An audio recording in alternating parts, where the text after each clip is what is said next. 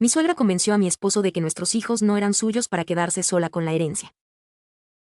Mi esposo me puso una prueba de paternidad sobre la mesa un martes en la noche, sin decir ni una sola palabra. Mis dos hijos dormían en el cuarto de al lado, uno de 7 años y otro de 4, con su misma nariz y sus mismos ojos color miel. Me temblaron las manos cuando agarré el papel y lo vi al fondo de mis ojos, buscando culpa donde solo había confusión. Eso fue lo que hizo doña Esperanza, mi suegra. Eso fue lo que hizo la mujer que yo llamé mamá durante 11 años. Sentí el piso moverse debajo de mí. Era una noche de noviembre. Afuera llovía de ese modo que te hace querer quedarte en casa para siempre. El olor a café que yo acababa de colar todavía flotaba en la cocina, y ese detalle absurdo se quedó grabado en mi memoria: el café, el frío, el papel.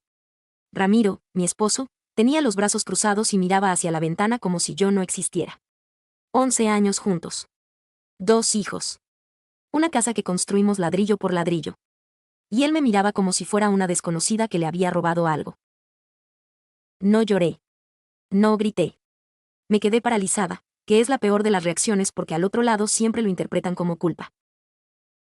Lo que yo todavía no sabía en ese momento era que doña Esperanza llevaba 6 meses trabajando en silencio.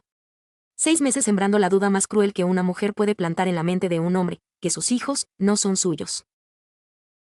Me llamo Valeria, tenía 39 años cuando todo esto pasó, y llevaba 11 años casada con Ramiro Gutiérrez, el único hijo varón de doña Esperanza. Ella enviudó cuando Ramiro tenía 12 años y desde entonces lo convirtió en su proyecto de vida, su razón de existir, su posesión más valiosa. Al principio yo traté de ganarme su cariño. Le llevaba tamales los domingos, le cuidaba sus plantas cuando viajaba, le festejaba el cumpleaños con pastel de 3 leches porque sé que es su favorito. Ella siempre sonreía. Siempre decía: «Ay, Valeria, qué buena eres». Pero sus ojos nunca sonreían junto con su boca. El problema real comenzó cuando el papá de Ramiro murió y dejó una herencia: la casa grande de la colonia, un terreno en las afueras y una cuenta bancaria que ninguno de los dos imaginaba que existía. Doña Esperanza esperaba que todo quedara entre ella y su hijo. Pero la ley dice otra cosa cuando hay un matrimonio de por medio. Un día que fui a su casa sin avisarle escuché hablar por teléfono con su hermana Consuelo. Decía: «Esa mujer me lo quitó desde el principio, Consuelo, y ahora encima quiere quedarse con lo de mi marido». Yo me fui sin que me viera. Esa noche le dije a Ramiro lo que había escuchado y él me respondió: «Ya, Valeria, estás exagerando, ella no es así». Ese fue mi error. Callé. Pensé que el tiempo me daría la razón. En cambio le di a doña Esperanza 6 meses más para perfeccionar su plan. 6 meses en los que ella, despacio y con mucho cuidado, fue destruyendo lo que 11 años habían construido. Ramiro pidió los resultados de la prueba. Yo los firmé porque no tenía nada que esconder. Esos 14 días de espera fueron los más silenciosos de mi vida. Mi esposo dormía al borde de la cama, de espaldas, con una distancia entre los dos que se sentía física, como una pared de hielo que crecía cada noche. Los resultados llegaron un jueves. Ramiro los abrió solo, en el carro, antes de entrar a la casa. Cuando entró, yo estaba doblando ropa en la sala. Me dijo, sin mirarme: «Son míos». Y nada más. Sin disculpa. Sin explicación. Como si esas 2 palabras borraran lo que habíamos vivido. Esa noche me encerré en el baño. Me senté en el piso frío, con las rodillas al pecho, y escuché a mis hijos reírse de algo en la televisión. Ese sonido, la risa de mis niños siendo felices sin saber nada de lo que estaba pasando, me rompió de una manera que no sé explicar.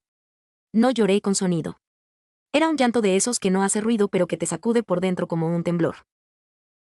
Fue ahí, en ese baño, oliendo el jabón de menta de mi hijo mayor que había dejado destapado como siempre, cuando tomé una decisión que jamás habría tomado si Ramiro me hubiera pedido perdón esa noche. Llamé a mi prima Lucía, abogada de familia, y le conté todo. No solo lo de la prueba. Todo. La herencia. Doña Esperanza. El teléfono que escuché. Lucía escuchó en silencio y al final me dijo una sola cosa: «Valeria, tú tienes derechos. Y vamos a hacerlos valer». Esa fue la primera noche en meses que dormí completa. Lucía empezó a trabajar de inmediato. Lo primero que descubrimos es que doña Esperanza había convencido a Ramiro de firmar un documento cediendo su parte de la herencia a ella, argumentando que era para proteger los bienes de la familia. Ramiro lo había firmado 3 meses antes, sin consultarme, lo cual según Lucía era un problema legal enorme porque los bienes del matrimonio nos pertenecen a los dos. Lo segundo que descubrimos fue peor. Doña Esperanza había contratado a alguien para revisar mis redes sociales, mis mensajes, mi historia. Buscaba algo. Una foto, un nombre, cualquier cosa que pareciera sospechosa. Y cuando no encontró nada real, le inventó algo a su hijo.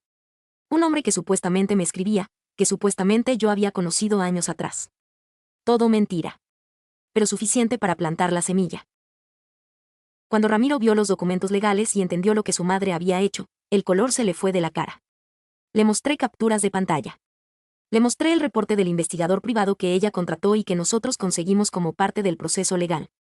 Se quedó callado un tiempo que se sintió eterno. Después dijo, no sé qué hacer, Valeria. Y yo le respondí, con una calma que me sorprendió a mí misma, yo sí sé lo que voy a hacer. Pedí el divorcio esa semana. No con rabia. Con una frialdad que me nació de adentro y que nunca antes había sentido. El juicio de bienes incluyó la herencia. Lucía fue brillante. Todo quedó documentado, la manipulación, el documento que Ramiro firmó bajo engaño, la investigación ilegal de Doña Esperanza. El juez falló a mi favor en casi todo. Hoy vivo en un departamento pequeño pero mío, con mis 2 hijos, con plantas en la ventana y un café que se cuela sin apuros por las mañanas. No le guardo rencor a Ramiro, aunque tampoco lo tengo cerca. Es buen padre cuando les toca estar con él, y con eso me alcanza. Doña Esperanza perdió la casa grande en el proceso legal. No porque yo quisiera quedarme con ella, sino porque el juez determinó que la cesión de derechos que Ramiro firmó fue producto de engaño. Ramiro quedó con derecho a su parte, pero la parte que a mí me correspondía por el matrimonio la recibí en su equivalente en dinero. Suficiente para el departamento. Suficiente para que mis hijos estudien. Me enteré por la tía Consuelo, la misma del teléfono, que Doña Esperanza y Ramiro llevan meses sin hablarse. Que ella lo culpa a él de haber perdido el juicio. Que él la culpa a ella de haberle destruido el matrimonio. Que viven en la misma ciudad pero como extraños. Hoy vivo mi mejor vida. Cada vez que lo recuerdo solo sonrío sabiendo que la única persona que destruyó esa familia fue la misma que decía querer protegerla. ¿Tú qué habrías hecho si descubres que tu suegra llevaba meses destruyendo tu matrimonio con mentiras para quedarse con el dinero? Si alguna vez sentiste que tu familia política te trataba como enemiga en tu propia casa, esta historia es tuya también. Síguenos para más historias que te recuerdan que la vida siempre da vueltas.